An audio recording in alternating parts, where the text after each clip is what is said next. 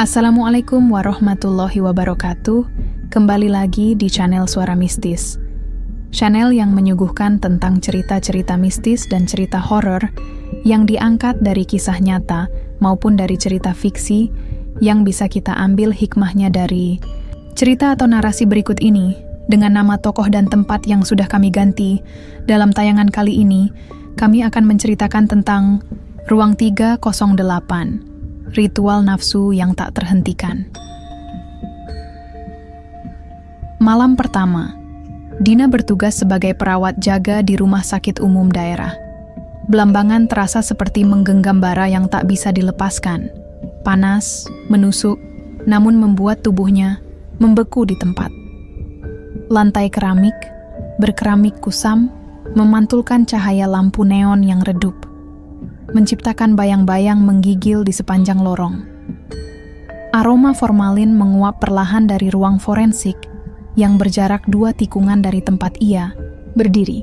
Tapi entah mengapa, malam itu formalin tercium lebih tajam, seperti menusuk dari dalam tulang. Ruangan demi ruangan tampak senyap. Monitor jantung berbunyi pelan, membentuk simfoni ritmis yang seharusnya menenangkan. Tapi malam ini, iramanya seperti bisikan maut yang menari di antara nyawa-nyawa sekarat. Dina menarik napas, mencoba mengusir kegelisahan yang berdesir dari dasar tengkuknya. Ia baru saja menyelesaikan pencatatan untuk pasien ruang 306 ketika sebuah suara samar, seperti desahan tertahan, terdengar dari arah koridor timur, tempat ruang 308 berada. Tangannya kaku. Ia tidak salah dengar. Desah itu seperti suara seseorang yang tengah larut dalam bisikan erotis. Tapi bagaimana bisa? Ruang 308, menurut para senior, telah ditutup sejak tahun 1998. Sebuah kasus ganjil, katanya. Tapi tak pernah ada yang mau bicara rinci. Selalu berhenti di kalimat pendek. Kalau kamu dengar apapun dari sana, cukup diam. Lewat saja. Jangan tengok. Jangan sapa. Tapi malam itu, pintu ruang 308 tak sepenuhnya tertutup. Kacanya buram, digurat usia dan percikan zat kimia yang membekas, tapi cukup untuk membuatnya melihat sekelebat bayangan perempuan. Rambut panjang, gaun putih lusuh yang melambai perlahan, seakan tertiup angin dari dunia lain. Jantung Dina berdetak terlalu cepat. Langkahnya mundur, pelan. Ia mencoba menepis rasa ingin tahu. Tapi suara itu, desahan lembut, sensual, menyayat udara hampa, menyeretnya lebih dalam ke ruang ketakberdayaan. Ketika ia kembali ke meja jaga, wajahnya pucat. Tangan gemetar saat mencatat laporan. Tak lama, Suster Lilis, senior yang dikenal suka bicara ketus, melirik padanya. "Kamu lihat ya," katanya tanpa menatap langsung. Dina diam. Tak tahu harus mengangguk atau menggeleng. "Jangan pernah berdiri lama-lama di lorong itu. Nanti kamu dibisik, dipanggil, diseret." "Diseret? Kemana, Kak?" bisik Dina. "Ke masa lalu yang harusnya dikubur," jawab Lilis pendek. Malam makin larut.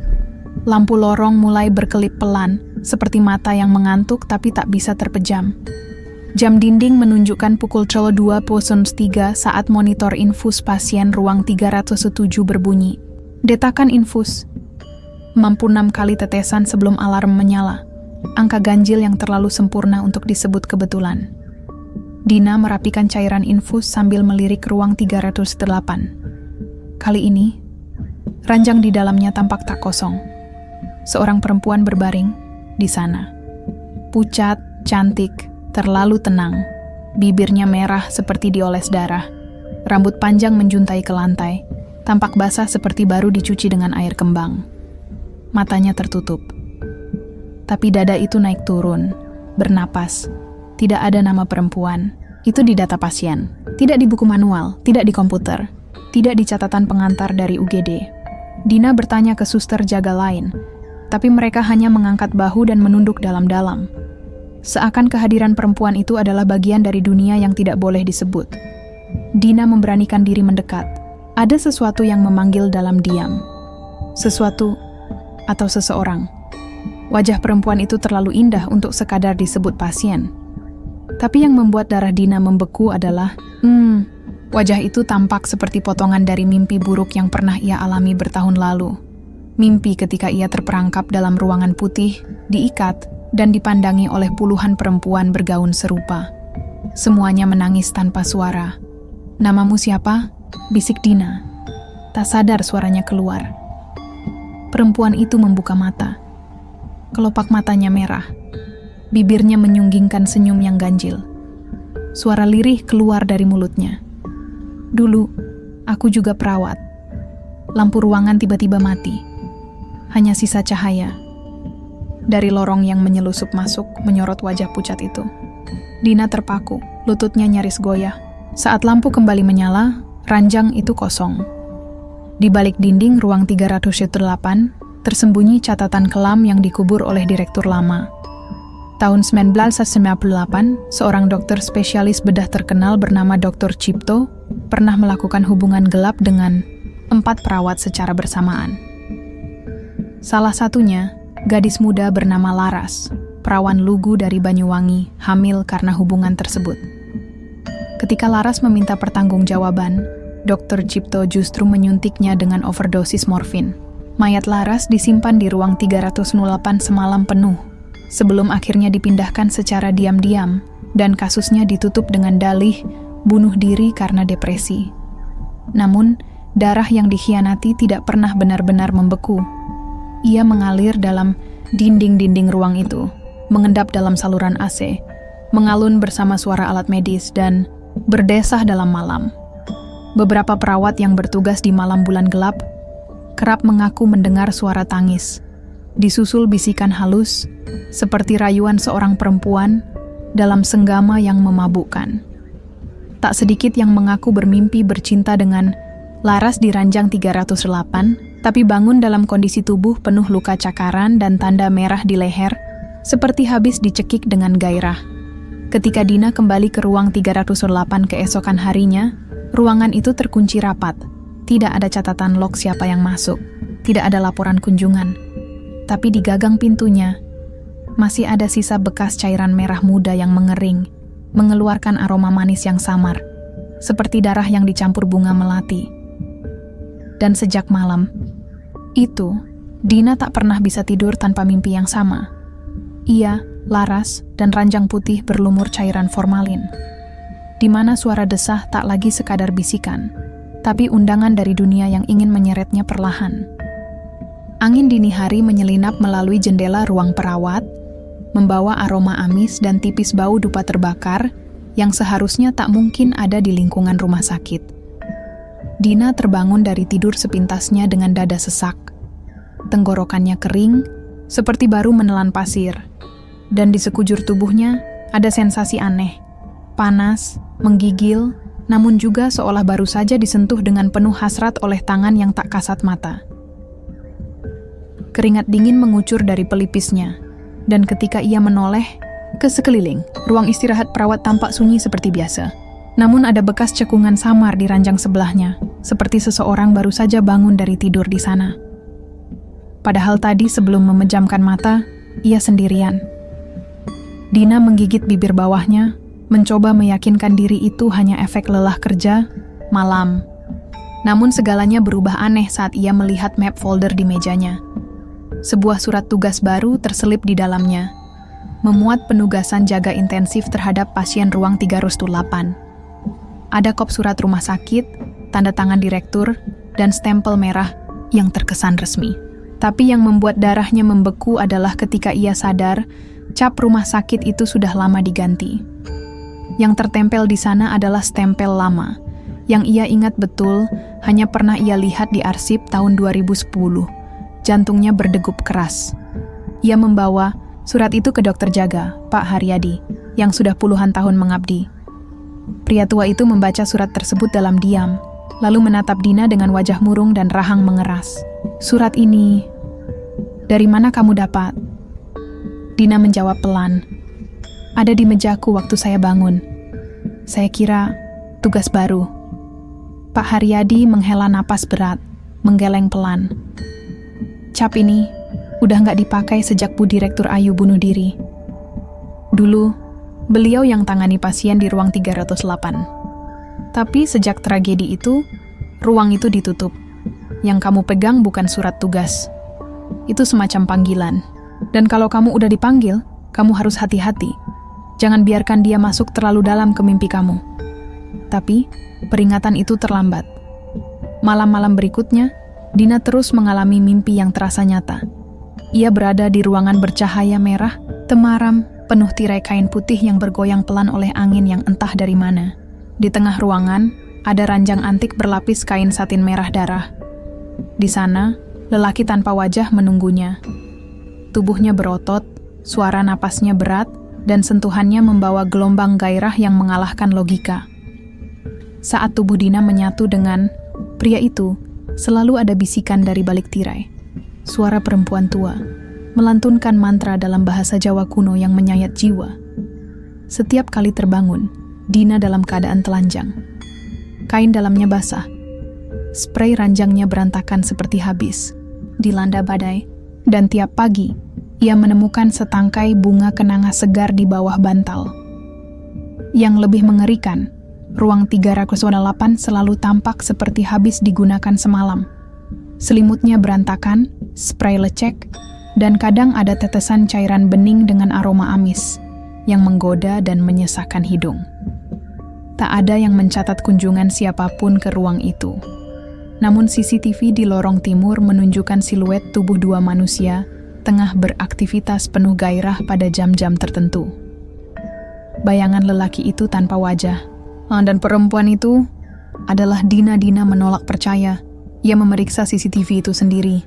Namun rekaman hanya menunjukkan dirinya berjalan menuju ruang 308 pukul 01.14 dini hari, lalu keluar pukul 03.33 dengan langkah lunglai dan rambut acak-acakan. Ia tidak ingat melangkah ke sana. Tapi tubuhnya ingat ada bekas cekaman tangan di pahanya dan lehernya kadang membiru seperti habis dicium keras. Beberapa perawat senior mulai membicarakannya. Dina tak lagi hanya sekadar perawat baru. Ia jadi bahan bisik-bisik penuh kekaguman sekaligus horor. Dia udah diambil alih. Yang begitu, biasanya nggak bakal bertahan lama. Ada yang bilang, itu cara ibu gaib menyeleksi pengganti medium ritual. Ranjang 308 bukan sembarang ranjang, itu altar. Seorang cleaning service tua, Pak Mursid, akhirnya mendekati Dina dan berani bicara. "Nendok, kalau kamu masih waras, tinggalkan rumah sakit ini. Saya dulu saksi saat ruangan itu dipakai buat ritual pesugihan seks. Pasien-pasien elit, pejabat, bahkan artis zaman Orde Baru datang buat dirukyah di sana. Padahal bukan rukyah. Itu tempat menyatunya dunia manusia dan dunia ibu gaib, penguasa kenikmatan dan kekayaan. Tapi bayaran dari setiap kenikmatan adalah jiwa perempuan muda, perempuan sepertimu." Air mata Dina mengalir tanpa sadar. Ia ingin percaya itu semua hanya paranoia, bahwa dirinya hanya lelah dan halusinasi akibat stres kerja. Namun tubuhnya menyimpan memori yang tidak bisa dibohongi. Lehernya masih terasa perih akibat gigitan samar malam sebelumnya, dan aroma dupa masih tercium samar dari balik kamar meski ia sudah menyemprotkan parfum 3 kali. Puncaknya terjadi pada malam bulan mati. Dina kembali tertidur dengan rasa letih yang berat. Tapi malam itu tidak seperti biasanya. Dalam mimpinya, ia tidak lagi berada di ranjang merah itu. Kini ia berdiri di ruangan bawah tanah yang gelap dan lembab. Dindingnya berdarah, dan suara jeritan menggema dari segala arah. Di tengah ruangan, wanita berpakaian putih panjang duduk bersimpu, rambutnya tergerai menutupi wajah, dan di belakangnya, ranjang tua itu dipenuhi tubuh-tubuh perempuan yang tertidur dengan mata terbuka. Wanita itu menyapanya tanpa menoleh, suaranya berat dan dalam, seperti datang dari perut bumi. "Kamu sudah menjadi bagian dari kami. Kini tubuhmu bukan milikmu lagi. Tiap desahmu adalah doa, tiap pelukmu adalah persembahan." "Siapa kamu?" Suara Dina gemetar. "Aku adalah ibu, yang memberimu kenikmatan, juga kutukan. Setiap malam kau bersatu dengan kekasih gaibku, adalah bagian dari ibadah darahmu. Nikmat yang kau rasa adalah tali rantai jiwa. Ketika Dina terbangun, tubuhnya sudah berada di atas ranjang 308. Bukan ranjangnya sendiri, bajunya tidak ada. Seluruh tubuhnya dikelilingi bunga kenanga dan melati. Di pojok ruangan, lelaki berpakaian dokter berdiri mengawasinya. Tapi matanya bukan mata manusia. Matanya hitam seperti lubang, dan ketika ia mendekat, Dina menyadari bahwa wajah itu mirip dengan lelaki dalam mimpinya. Saat pria itu menyentuh pundaknya, seluruh tubuhnya menggigil. Ia mencoba menjerit, namun suara seolah membeku di tenggorokan. Tubuhnya mematung, tapi jiwanya menyaksikan segalanya. Ketika tubuhnya kembali digunakan sebagai medium, sebagai alat ritual kenikmatan berdarah. Tubuhnya menangis, tapi jiwanya mulai pasrah, seakan terhipnotis oleh gelombang kenikmatan terlarang itu. Dan malam itu, untuk pertama kalinya, Dina menyadari, ia tak bisa lagi membedakan mana kenikmatan, mana kutukan, mana cinta gaib, mana dosa yang berulang. Cermin tua berbingkai kayu jati di ruang forensik Rumah Sakit Umum Daerah Blambangan telah lama menjadi saksi bisu berbagai peristiwa. Namun, sejak Dina mulai bertugas, cermin itu memantulkan bayangan yang tak seharusnya ada. Setiap kali ia melintas, pantulan dirinya tampak berbeda. Seolah ada sosok lain yang mengintai dari balik bayangan, menunggu saat yang tepat untuk menyatu. Suatu malam, saat Dina membersihkan peralatan medis di ruang forensik, ia menatap cermin itu dan melihat dirinya. Tengah berpelukan dengan sosok bayangan hitam, tubuhnya bergerak mengikuti irama yang tak terdengar, namun ia merasa tak memiliki kendali atas gerakannya. Sensasi hangat menjalar di seluruh tubuhnya, membangkitkan hasrat yang selama ini tersembunyi. Ketika ia mencoba berpaling, cermin itu menunjukkan wajah seorang wanita cantik dengan mata merah menyala. Sosok yang kemudian dikenal sebagai Ibu Gaib. Keesokan harinya, seorang pasien pria yang baru saja dirawat di ruang 308 ditemukan meninggal dunia. Tubuhnya telanjang, terkunci dari dalam, dengan ekspresi orgasme dan senyuman lebar di wajahnya. Semua lubang di tubuhnya berdarah, namun tak ada satupun tanda kekerasan yang bisa dijelaskan secara logis. Dokter forensik hanya berkomentar lirih, yang ini bukan dibunuh. Dia selesai, terlalu dalam. Dina semakin terjerat dalam pusaran misteri dan hasrat yang tak bisa dijelaskan. Setiap malam, ia merasakan kehadiran sosok tak kasat mata yang membangkitkan gairahnya. Tubuhnya merespon sentuhan yang tak terlihat, dan ia mulai kehilangan batas antara kenyataan dan ilusi. Cermin di ruang forensik menjadi portal yang menghubungkan dirinya dengan dunia lain, dunia yang dikuasai oleh Ibu Gaib. Dalam upaya mencari jawaban, Dina menemukan catatan lama yang mengisahkan tentang ritual pesugihan seksual yang pernah dilakukan di ruang 308. Ritual yang melibatkan perjanjian dengan Ibu Gaib, di mana kenikmatan duniawi dibayar dengan jiwa dan tubuh. Dina menyadari bahwa dirinya telah menjadi bagian dari siklus tersebut. Dan setiap malam yang ia lalui semakin membawanya mendekati titik tanpa kembali. Ketika Dina mencoba melawan, cermin itu menunjukkan bayangan dirinya yang berbeda, lebih kuat, lebih menggoda, dan sepenuhnya dikuasai oleh Ibu Gaib. Ia menyadari bahwa perlawanan hanya akan mempercepat transformasinya. Dalam keputusasaan, Dina harus memilih antara menyerah pada takdir yang telah ditetapkan atau mencari cara untuk memutus rantai kutukan yang mengikatnya. Bab ini menggambarkan perjalanan Dina yang semakin dalam ke dalam dunia mistis dan erotis, yang dikuasai oleh Ibu Gaib. Konflik batin antara hasrat dan ketakutan, antara kenyataan dan ilusi, menjadi pusat dari narasi yang menggugah dan menyeramkan. Pembaca diajak untuk menyelami sisi gelap dari keinginan manusia, dan konsekuensi dari perjanjian yang melibatkan kekuatan gaib. Malam itu, Rumah Sakit Umum Daerah Blambangan kembali menjadi panggung bagi kisah yang tak terjelaskan. Seorang pejabat, muda dari Dinas Perdagangan yang dikenal dengan ambisinya, masuk dengan keluhan dada sesak.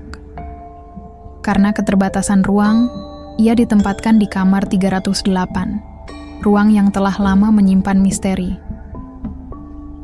Keesokan harinya, pria itu keluar dengan wajah yang berbeda, segar, penuh semangat dan aura kesuksesan yang memancar. 2 hari kemudian, Namanya menghiasi media sebagai dermawan yang menyumbang 1 miliar rupiah ke panti jompo.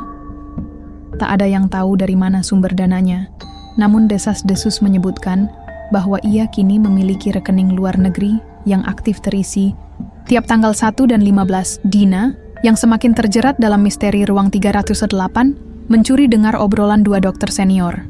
Mereka menyebut tentang perempuan pengganti dan ritual ranjang emas.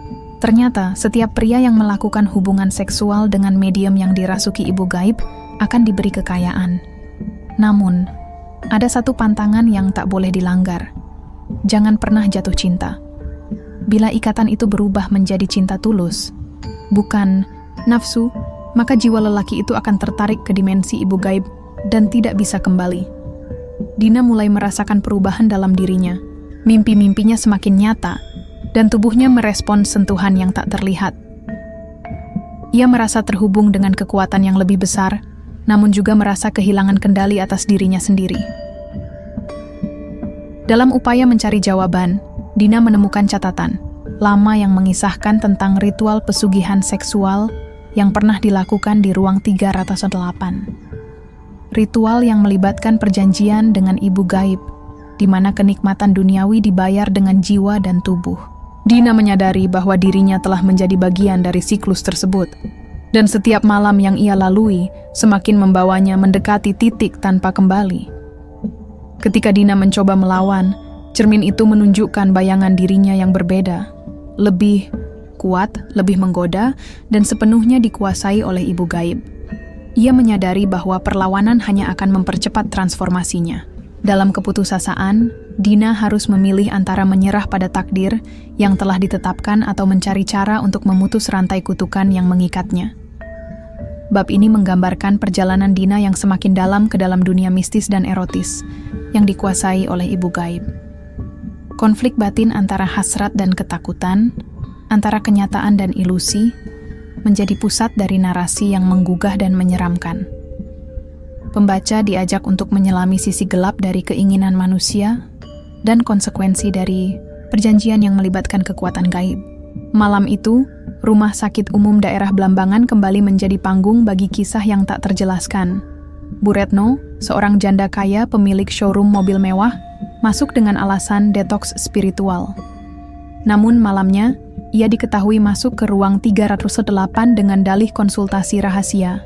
Esok harinya, tubuhnya ditemukan tak bernyawa di ruang itu, telanjang, dengan senyum di wajah dan cairan tubuh membasahi ranjang.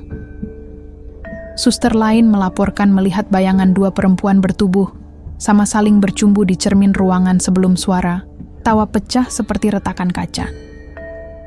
Dina mulai yakin bahwa ruang ini bukan hanya medium seksual, tapi juga cermin penderitaan manusia yang haus akan kenikmatan instan.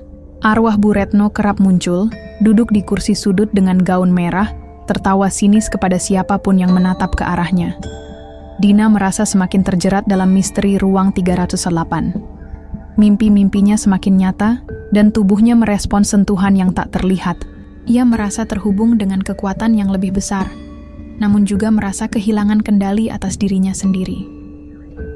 Dalam upaya mencari jawaban, Dina menemukan catatan lama yang mengisahkan tentang ritual pesugihan seksual yang pernah dilakukan di ruang 308. Ritual yang melibatkan perjanjian dengan ibu gaib, di mana kenikmatan duniawi dibayar dengan jiwa dan tubuh. Dina menyadari bahwa dirinya telah menjadi bagian dari siklus tersebut, dan setiap malam yang ia lalui semakin membawanya mendekati titik tanpa kembali. Ketika Dina mencoba melawan, cermin itu menunjukkan bayangan dirinya yang berbeda, lebih kuat, lebih menggoda, dan sepenuhnya dikuasai oleh ibu gaib. Ia menyadari bahwa perlawanan hanya akan mempercepat transformasinya. Dalam keputusasaan, Dina harus memilih antara menyerah pada takdir yang telah ditetapkan atau mencari cara untuk memutus rantai kutukan yang mengikatnya. Bab ini menggambarkan perjalanan Dina yang semakin dalam ke dalam dunia mistis dan erotis yang dikuasai oleh ibu gaib. Konflik batin antara hasrat dan ketakutan, antara kenyataan dan ilusi, menjadi pusat dari narasi yang menggugah dan menyeramkan. Pembaca diajak untuk menyelami sisi gelap dari keinginan manusia dan konsekuensi dari perjanjian yang melibatkan kekuatan gaib. Malam Jumat Kliwon kembali menyelimuti Rumah Sakit Umum Daerah Blambangan dengan aura kelam yang tak kasat mata. Di balik dinding-dinding steril dan bau antiseptik, tersembunyi ritual yang mengaburkan batas antara dunia nyata dan gaib. Dr. Hendro, direktur rumah sakit yang selama ini dikenal tegas dan berwibawa, diam-diam terlibat dalam praktik pesugihan seksual yang telah mengakar di ruang 308. Sekar, seorang perawat indigo dengan tatapan kosong namun menawan, menjadi medium utama dalam ritual ini. Setiap malam Jumat Kliwon, Dr. Hendro dan Sekar melakukan penyatuan energi di ruang 308, sebuah istilah halus untuk hubungan badan yang telah mengorbankan jiwa mereka sedikit demi sedikit. Sekar mengaku pada Dina bahwa ia tidak bisa lagi tidur, kecuali setelah disentuh oleh entitas dari balik dimensi. Ia mengatakan ada lidah gaib yang menjilat tubuhnya setiap malam, dan ia merasa ketagihan, lebih dari cinta atau uang. Suatu malam, suara jeritan Sekar terdengar mengoyak seluruh bangsal. Ketika para perawat masuk, hanya tubuhnya yang terkulai. Jiwanya tak lagi ada di sana. Dina, yang semakin terjerat dalam misteri ruang 308, menyadari bahwa ruang ini bukan hanya medium seksual, tapi juga cermin penderitaan manusia yang haus akan kenikmatan instan. Arwah Sekar kerap muncul, duduk di kursi sudut dengan gaun merah, tertawa sinis kepada siapapun yang menatap ke arahnya. Dina mulai mengalami mimpi-mimpi aneh yang semakin nyata. Dalam mimpinya, ia melihat dirinya bercinta dengan sosok bayangan hitam yang hanya bisa terlihat di cermin ruang forensik. Tubuhnya bergerak, namun ia tidak merasa memiliki kendali. Disinilah ia melihat pertama kali wajah ibu gaib, cantik, menggoda, dan bermata merah seperti bara api. Hubungan yang seharusnya menjijikan justru terasa lebih nikmat dari kenyataan. Dina mulai menyadari bahwa dirinya telah menjadi bagian dari siklus kutukan yang mengikat ruang 308. Setiap malam yang ia lalui semakin membawanya mendekati titik tanpa kembali. Dalam keputusasaan, Dina harus memilih antara menyerah pada takdir yang telah ditetapkan atau mencari cara untuk memutus rantai kutukan yang mengikatnya. Bab ini menggambarkan perjalanan Dina yang semakin dalam ke dalam dunia mistis dan erotis yang dikuasai oleh ibu gaib. Konflik batin antara hasrat dan ketakutan, antara kenyataan dan ilusi, menjadi pusat dari narasi yang menggugah dan menyeramkan. Pembaca diajak untuk menyelami sisi gelap dari keinginan manusia dan konsekuensi dari perjanjian yang melibatkan kekuatan gaib. Malam-malam Dina di Rumah Sakit Umum Daerah Blambangan semakin dipenuhi oleh mimpi-mimpi aneh dan suara-suara yang tidak dapat dijelaskan. Suatu malam, ia terbangun dengan keringat dingin membasahi tubuhnya, merasakan gerakan aneh di perutnya. Ketika memeriksakan diri ke dokter kandungan, hasilnya mengejutkan. Ia hamil. Namun, Dina yakin bahwa ia tidak pernah melakukan hubungan intim dengan siapapun. Dokter kandungan yang memeriksanya tampak bingung dan enggan memberikan penjelasan lebih lanjut. Ia hanya berkata, "Di dalam perutmu, bukan bayi yang tumbuh, tapi semacam energi tua." Pernyataan itu membuat Dina semakin takut dan bingung. Setiap malam, Dina mendengar tangisan bayi dari ruang inkubator. Padahal tidak ada pasien bayi yang dirawat minggu itu. Tangisan itu terdengar menyayat hati, seolah-olah berasal dari dunia lain. Dina merasa bahwa dirinya telah menjadi bagian dari siklus pesugihan gaib yang tidak bisa diputus. Dalam upaya mencari jawaban, Dina mulai menelusuri sejarah ruang 308 dan menemukan bahwa ruang tersebut pernah digunakan untuk ritual pesugihan seksual. Ritual yang melibatkan perjanjian dengan entitas gaib yang dikenal sebagai ibu gaib. Dalam ritual tersebut, seorang wanita akan menjadi medium untuk entitas tersebut dan pria yang berhubungan dengannya akan mendapatkan kekayaan, dengan syarat tidak boleh jatuh cinta. Jika syarat itu dilanggar, jiwa pria tersebut akan terperangkap di dimensi lain. Dina mulai menyadari bahwa dirinya telah menjadi medium baru untuk ibu gaib, menggantikan Sekar yang sebelumnya menghilang secara misterius. Ia merasa bahwa kehamilannya bukanlah kehamilan biasa, melainkan hasil dari perjanjian gaib yang melibatkan dirinya tanpa sepengetahuannya. Ketika mencoba melawan, Dina mengalami mimpi di mana ia melihat dirinya sendiri dalam cermin, namun dengan wajah yang berbeda, lebih tua, lebih menyeramkan, dan dengan mata merah menyala. Ia merasa bahwa dirinya perlahan-lahan berubah menjadi entitas yang sama dengan ibu gaib. Dina berada di persimpangan antara kenyataan dan dunia gaib, antara menjadi korban atau pelaku dalam siklus pesugihan yang mengerikan. Ia harus memilih antara menyerah pada takdir yang telah ditetapkan, atau mencari cara untuk memutus rantai kutukan yang mengikatnya. Bab ini menggambarkan pergulatan batin Dina, yang semakin dalam dunia mistis dan erotis yang dikuasai oleh ibu gaib. Konflik antara hasrat dan ketakutan, antara kenyataan dan ilusi, menjadi pusat dari narasi yang menggugah dan menyeramkan. Pembaca diajak untuk menyelami sisi gelap dari keinginan manusia dan konsekuensi dari perjanjian yang melibatkan kekuatan gaib. Malam itu, langit di atas rumah sakit umum daerah Blambangan tampak lebih gelap dari biasanya. Awan hitam menggantung rendah, seolah menekan bangunan tua yang menyimpan banyak rahasia. Dina melangkah perlahan menuju ruang 308, tempat yang selama ini menjadi pusat dari segala keanehan yang ia alami. Setiap langkahnya terasa berat, namun tekadnya bulat. Ia telah memutuskan untuk menghadapi apapun yang menantinya di balik pintu itu. Ketika ia membuka pintu, aroma anyir darah langsung menyergap hidungnya. Ranjang di tengah ruangan tampak berlumuran darah, namun tidak ada tubuh di atasnya. Hanya spray putih yang kini berubah merah, basah dan lengket. Dina melangkah masuk, menutup pintu di belakangnya. Ia duduk di tepi ranjang, lalu perlahan berbaring, membiarkan darah meresap ke pakaian dan kulitnya. Matanya terpejam, dan ia mulai memanggil nama yang selama ini menghantui mimpinya. Ibu gaib. Suara itu keluar lirih dari bibirnya, namun bergema di seluruh ruangan. Tiba-tiba, suhu ruangan menurun drastis. Dina merasakan sentuhan dingin di wajahnya, lalu di leher, dan perlahan menyebar ke seluruh tubuhnya. Ia merasa seperti disentuh oleh banyak tangan, namun tidak ada satupun yang terlihat. Sentuhan itu berubah menjadi tekanan, seolah tubuhnya ditarik ke dalam ranjang. Dina mencoba berteriak, namun suaranya tertahan di tenggorokan.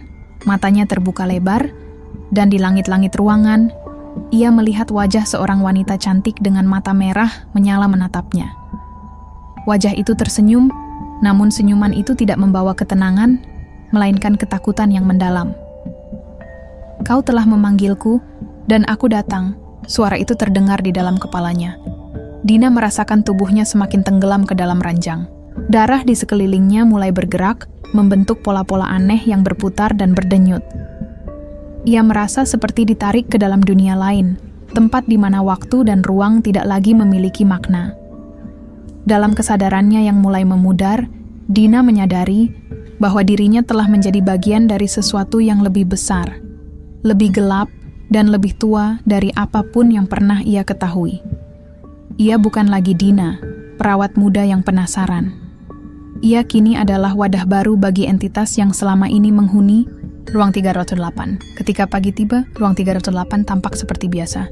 Namun, siapapun yang masuk ke dalamnya akan merasakan aura berbeda. Dan di tengah ruangan, seorang wanita berdiri dengan mata merah menyala, tersenyum kepada siapapun yang menatapnya. Ruang 308 kembali sunyi, namun kini lebih menakutkan dari sebelumnya.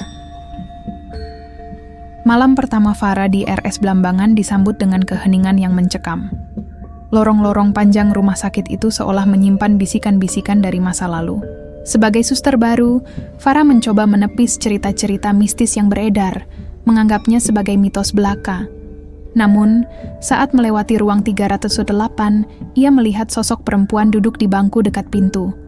Wajahnya pucat, matanya kosong, namun senyumnya mengembang. Farah mengenali sosok itu dari foto-foto lama di ruang administrasi, Dina, suster yang telah lama dinyatakan hilang tanpa jejak.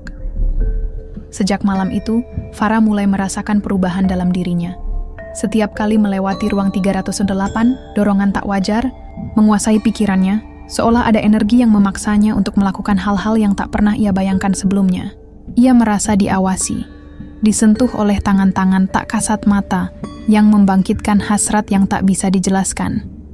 Farah memutuskan untuk mencari tahu kebenaran di balik ruang 308. Ia mengakses rekaman CCTV dan menemukan pola aneh. Setiap malam, hujan pertama bulan Muharram, terjadi aktivitas yang tak bisa dijelaskan secara logika di ruang itu.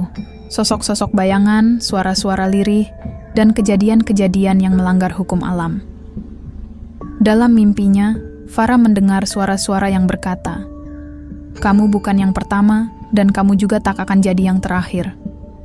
Ia merasa terjebak dalam siklus yang telah berlangsung selama bertahun-tahun, di mana ruang 308 menjadi pusat dari ritual-ritual yang melibatkan kekuatan gaib.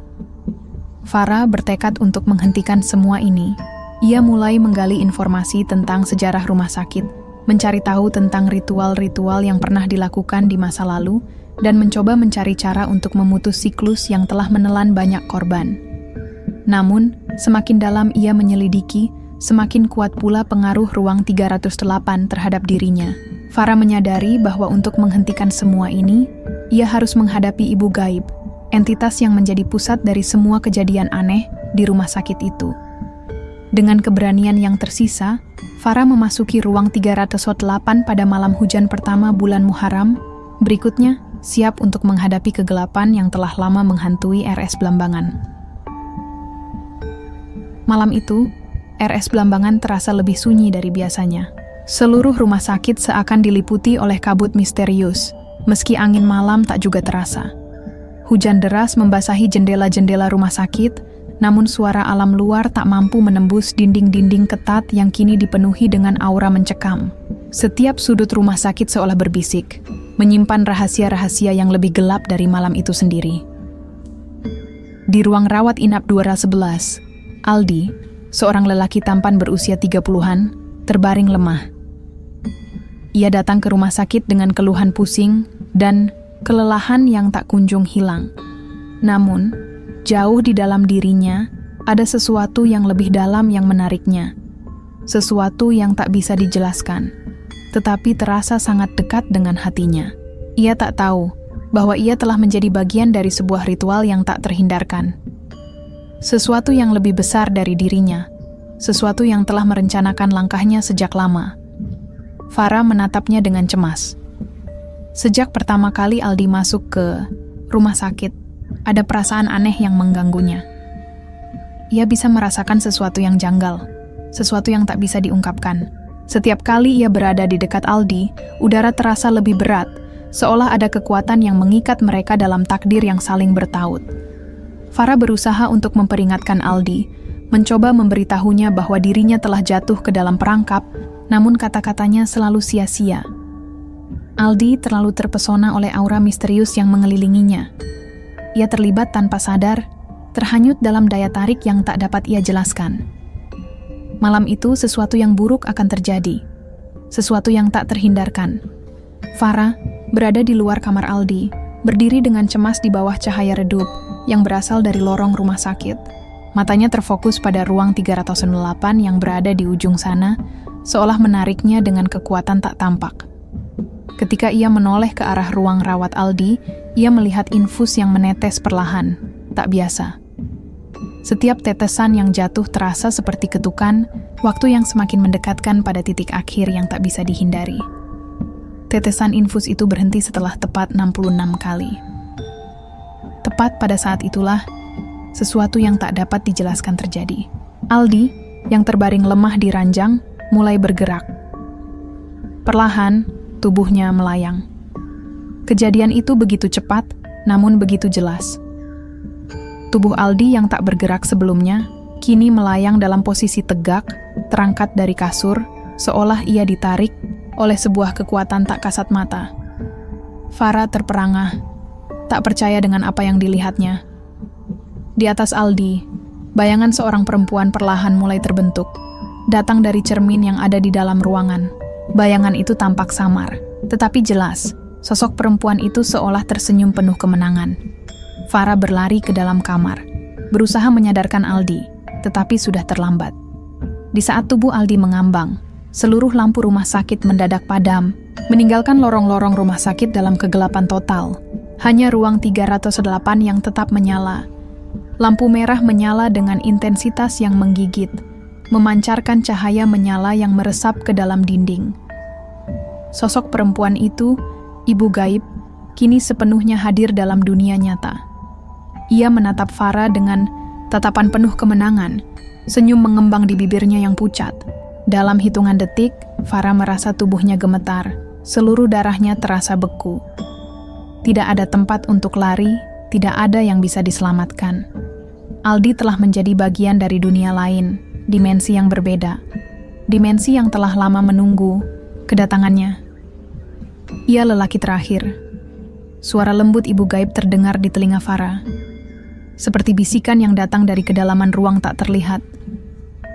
Dengan dia, aku bisa menembus dunia ini. Aku bisa menguasai segalanya. Farah tak bisa bergerak, tubuhnya seakan terkunci di tempatnya. Matanya terbuka lebar, tapi yang dilihatnya bukan hanya bayangan. Bukan hanya sosok perempuan yang berdiri di hadapannya. Ia melihat lebih dari itu. Ia melihat dimensi yang terbuka, kekuatan yang mengalir deras, kekuatan yang merasuk ke dalam tubuh Aldi dan membawanya ke dalam dunia yang berbeda. Farah merasa seperti dirinya hanyalah saksi dari peristiwa yang jauh lebih besar, lebih mengerikan dari apapun yang bisa ia bayangkan. Dengan mata merah menyala, ibu gaib mengarahkan pandangannya pada Farah. "Kau tidak bisa menghentikanku," katanya pelan. Suaranya seperti gema yang memantul dari dinding waktu. "Kau akan menjadi bagian dari dunia ini, sama seperti mereka yang telah jatuh sebelum Aldi." Farah mencoba untuk berlari, mencoba untuk melarikan diri dari kekuatan yang mengekangnya. Namun, sebelum ia bisa bergerak lebih jauh, bayangan-bayangan, tangan tak tampak meraih tubuhnya, menariknya kembali ke dalam ruang yang gelap. Dalam sekejap, tubuhnya terangkat, melayang di udara, dan ia merasa dirinya tersedot ke dalam kekosongan yang dalam. "Selamat datang di rumahku, Farah," bisikan ibu gaib terdengar di telinganya. "Kau tak bisa lari dari takdirmu. Kau adalah bagian dari siklus yang tak akan pernah terputus." Itulah akhir dari perjalanan Farah. Tak ada yang tahu apakah ia akhirnya bisa melarikan diri, atau apakah ia menjadi korban lain dari ritual yang telah berlangsung lama di RS Blambangan. Tapi satu hal yang pasti, ibu gaib telah menembus dunia nyata, dan tak ada yang bisa menghentikan kekuatan yang telah dia ciptakan. Semua telah dimulai. Pagi itu, RS Blambangan diselimuti ketenangan yang menyesakkan.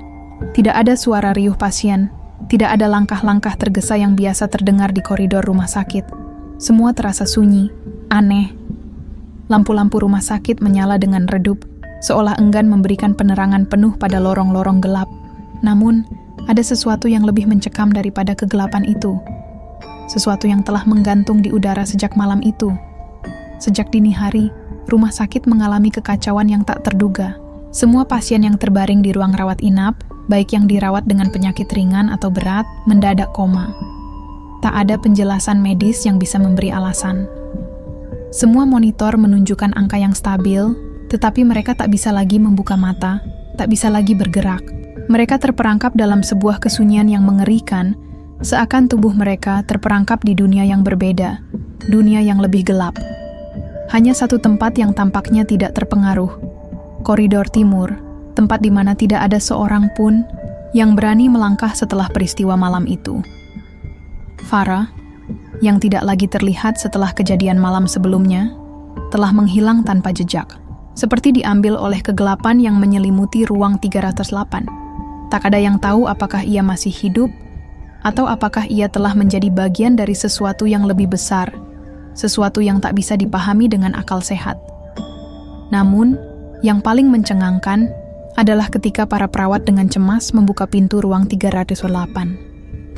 Mereka berlari tergesa-gesa, berharap bisa menyelamatkan sisa-sisa yang masih bisa diselamatkan. Tapi apa yang mereka temui bukanlah apa yang mereka harapkan. Ruang itu kosong, sepi. Tidak ada jejak kehidupan di dalamnya. Hanya ada darah menggenang di lantai. Darah yang tak bisa dijelaskan asal-usulnya. Darah yang terlihat masih segar, seolah baru saja jatuh, seolah masih ada kehidupan yang bersemayam di sana. Di tengah-tengah ruangan, sebuah cermin besar yang sebelumnya tak pernah ada di ruang tersebut, kini terpasang. Cermin itu retak berkeping-keping, seperti pecahan dunia yang terbelah.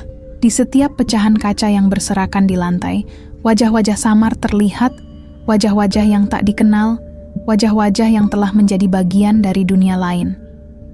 Dina, Aldi, Sekar, dan banyak wajah lain yang tak bisa dikenali, semuanya tampak terperangkap dalam pecahan-pecahan kaca tersebut. Seperti mereka kini menjadi bagian dari dimensi itu. Dimensi yang penuh dengan kekuatan gelap yang mengalir dalam darah dan jiwa mereka.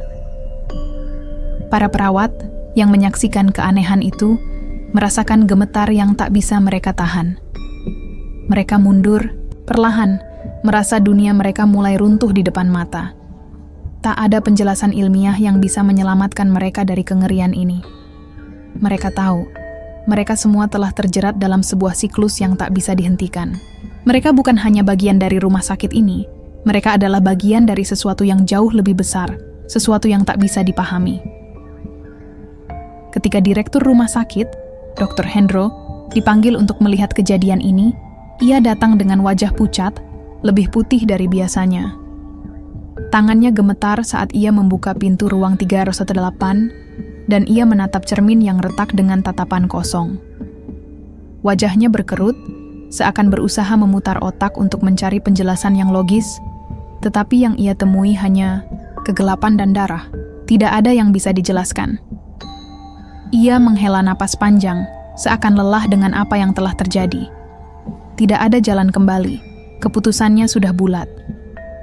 "Saya mengundurkan diri," katanya lirih, seakan itu adalah suara dari dunia lain yang terdengar oleh semua yang hadir di dalam ruangan. Ia berbalik, berjalan keluar tanpa menoleh lagi, meninggalkan rumah sakit itu dengan beban yang lebih berat dari yang bisa ia tanggung. Ketika Dr. Hendro pergi, suara dari balik ruang 308 terdengar mengerikan. Suara tawa yang rendah, seram, seperti bisikan yang datang dari kedalaman ruang tak terlihat. Dunia ini telah diambil alih dan tidak ada yang bisa kembali. Semua telah terperangkap di dalamnya. Sehari setelah kejadian itu, Farah yang sebelumnya hilang, ditemukan tak bernyawa di ujung lorong timur. Tubuhnya ditemukan dalam keadaan terbaring lemah, matanya terbuka lebar, tetapi tidak ada nyawa di dalamnya. Wajahnya pucat pasi seolah hidupnya telah terkuras habis. Beberapa orang mengatakan bahwa ia masih bisa mendengar suara bisikan yang mengatakan, "Kau bukan yang pertama, dan kau juga tak akan jadi yang terakhir." Namun tak ada yang tahu pasti, karena tubuh Farah kini hanyalah sisa-sisa dari apa yang pernah ada. Rumah sakit itu kini hanya tinggal nama. Setiap sudutnya penuh dengan kenangan suram yang tidak bisa terhapus. Setiap pasien yang datang kini terperangkap dalam dunia yang tak mereka pilih. Koridor timur menjadi tempat yang terkutuk, tak ada yang berani melangkah ke sana lagi. Bahkan saat-saat siang yang cerah pun tak mampu mengusir kegelapan yang mengintai. Dimensi itu, dimensi yang dipenuhi dengan energi gelap, telah menyatu dengan dunia nyata. Cermin retak di ruang 308 kini menjadi gerbang antara dua dunia. Tidak ada yang bisa keluar, tidak ada yang bisa kembali. Dunia yang gelap itu telah merasuk, dan mereka yang terperangkap di dalamnya hanya bisa menunggu untuk menjadi bagian dari sesuatu yang lebih besar, sesuatu yang tak bisa dijelaskan. Banyuwangi kembali diliputi oleh ketenangan semu. Warga yang semula terperangah dengan teror yang mengguncang RS Blambangan kini kembali menjalani rutinitas mereka. Di pasar-pasar, suara tawar-menawar terdengar riuh, anak-anak berlarian di jalanan tanpa rasa takut. Seolah kisah yang mengguncang beberapa bulan lalu hanyalah sebuah mimpi buruk yang akhirnya menguap. Namun di balik semua itu, sebuah kisah kelam masih bergema, membayangi setiap sudut kota ini. Ruang 308, sebuah tempat yang tak pernah benar-benar tertutup rapat, meski pintunya telah terkunci dan segalanya tampak damai. Rumah sakit itu kini dikelola oleh orang-orang baru, mereka yang tidak tahu menahu tentang apa yang terjadi di lorong timur, yang tidak pernah mendengar desahan dan bisikan yang dulu melayang di udara. Namun, tak jarang ada desas-desus yang beredar di antara para perawat. Setiap kali seorang perawat baru mulai bekerja, mereka akan diperingatkan dengan sebuah cerita. Cerita tentang sebuah ruangan yang tidak hanya penuh darah, tetapi juga penuh dengan keinginan yang tak pernah bisa dipenuhi. Di malam-malam tertentu, suara desahan itu akan mulai terdengar lagi, mengalun lembut seperti bisikan seorang kekasih yang sedang merayu. Desahan itu datang dari lorong timur, tempat yang sudah lama ditinggalkan. Meskipun tak ada yang berani menginjakkan kaki di sana, suara itu tetap ada, mengikuti setiap langkah yang datang. Para perawat yang baru mulai bekerja sering merasa tergoda untuk menyelidiki, tapi mereka tahu, meskipun mereka tak melihat apa pun, mereka bisa merasakan sesuatu yang gelap mengintai. Ada yang bilang, suara desahan itu bukan sekadar suara manusia. Itu adalah suara jiwa-jiwa yang terperangkap, yang tak pernah bisa beristirahat. Mereka yang sudah menjadi bagian dari ritual, pesugihan yang telah berlangsung selama puluhan tahun. Mereka yang telah kehilangan diri mereka sendiri demi kekayaan dan kekuasaan. Ibu gaib, entitas yang telah menguasai ruang 308, selalu menginginkan lebih. Ia tak hanya mencari tubuh, ia mencari jiwa. Jiwa yang haus akan kekayaan, yang tergoda oleh nafsu duniawi, yang akhirnya menyerahkan segalanya untuk memperoleh kekuasaan yang tak terbayangkan. Dan mereka yang terperangkap dalam ritual ini tak bisa melarikan diri. Tak ada jalan keluar.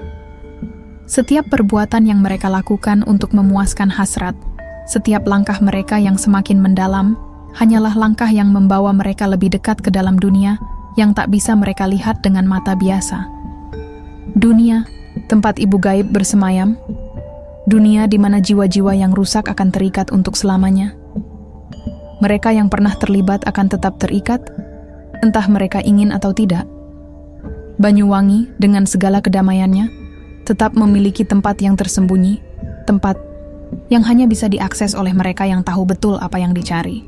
Dan mereka yang terperangkap dalam ritual itu, mereka akan terus mengalaminya, tidak peduli berapa lama waktu yang berlalu. Karena seperti kata-kata yang tak pernah bisa dihapus, yang selalu bergema di lorong timur. Selama manusia masih tergoda oleh kekayaan dan nafsu, ritual pesugihan seksual di ruang 308 akan terus hidup. Ada yang bilang, ibu gaib tidak hanya memilih siapa saja yang akan dijadikan tumbal. Ia memilih mereka yang terjebak dalam keserakahan. Keserakahan yang melebihi keinginan fisik. Keserakahan yang mencekik jiwa. Tidak peduli apakah tubuh itu sudah tak lagi bisa digunakan, yang ia inginkan adalah jiwa yang sudah rapuh dan terperangkap dalam ilusi duniawi. Bagi mereka yang telah terlibat dalam ritual itu, tak ada yang bisa mengobati. Tak ada yang bisa menenangkan jiwa yang telah terjual. Mereka akan terus terperangkap dalam siklus itu, terperangkap dalam lingkaran setan yang tak bisa diputuskan. Setiap upaya untuk melarikan diri hanya akan membawa mereka lebih dalam ke dalam dunia yang lebih gelap. Dan yang lebih mengerikan lagi, semakin mereka berusaha keluar, semakin kuat pula cengkeraman itu. Sebuah legenda yang tak bisa diobati, sebuah mitos yang tetap hidup, itulah yang terjadi di RS Blambangan. Wajah-wajah yang terperangkap dalam pecahan, cermin, jiwa-jiwa yang telah hilang, dan mereka yang masih mencari cara untuk membebaskan diri. Semua menjadi satu bagian dari kisah yang tak pernah berakhir. Seperti bayang-bayang yang mengikuti setiap langkah, mereka akan selalu ada, menunggu untuk menyambut orang baru yang datang. Orang yang cukup lemah untuk tergoda, cukup naif untuk terperangkap. Banyuwangi tenang kembali, namun ruang 308 tidak pernah benar-benar tertutup. Di balik kedamaian itu, suara desahan dan bisikan masih terdengar, mengalun lembut, merayap ke dalam jiwa mereka yang cukup gelap untuk mendengarnya. Karena selama manusia masih tergoda oleh kekayaan dan nafsu, ruang 38 akan selalu ada, dan tak ada obat untuk itu.